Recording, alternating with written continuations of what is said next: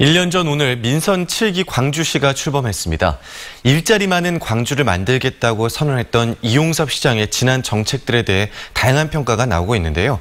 킹핀 정책 리서치 오승용 대표와 좀 더 자세한 이야기 나눠보겠습니다. 안녕하십니까? 네, 안녕하십니까? 네, 우선 지난 1년 동안 광주 민선 7기에 대해서 어떻게 평가하시는지 말씀해 주시죠. 네, 광주형 일자리 그리고 도시철도 2호선 논란을 종결시킨 부분 그리고 AI 등의 4차 산업혁명 기반을 조성했던 부분들은 지난 1년 동안 광주시가 가장 성과를 냈던 부분이라고 긍정적으로 평가할 수 있을 것 같습니다. 네. 다만 앞서 말씀하셨듯이 일자리 시장을 천명하면서 일자리 중심의 시정 운영을 강조했는데요. 광주 지역의 일자리 지표가 그다지 좋지 않습니다.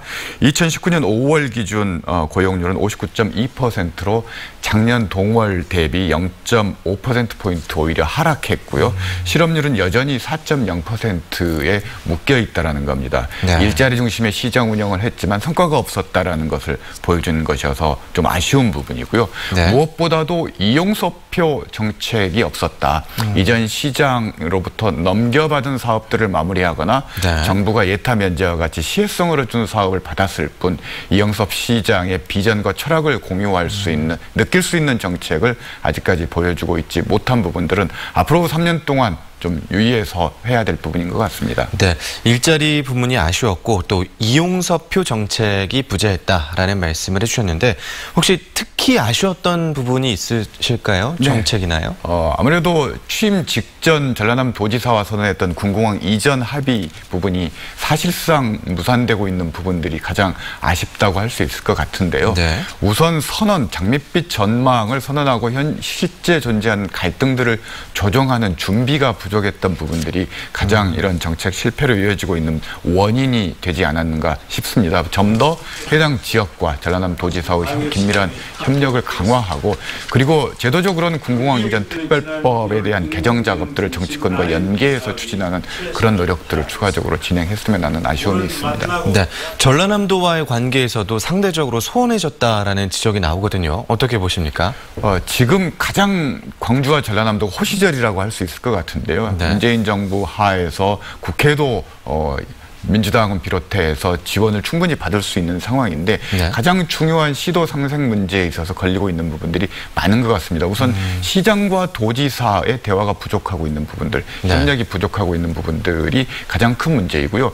갈등 사안들에 대해서 양 시장과 도지사가 개입하지 않은 부분들 그럼으로써 혁신도시 공동발전기금이라든지 군공항 이전 문제라든지 나주 열병합발전소와 같은 지역 내 첨예한 갈등을 초래하는 사안들이 잘 해결되고 있지 않은 부분들 이런 부분들이 가장 큰 문제라고 할 수 있을 것 같습니다. 네, 한전공대 이야기도 좀 해보죠. 지난주에요. 대학 설립 기본 계획안 논의가 미뤄졌습니다.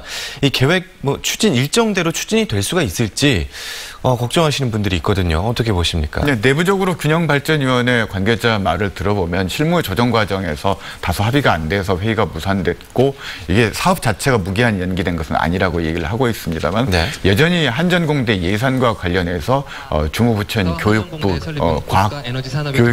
교육부와 네.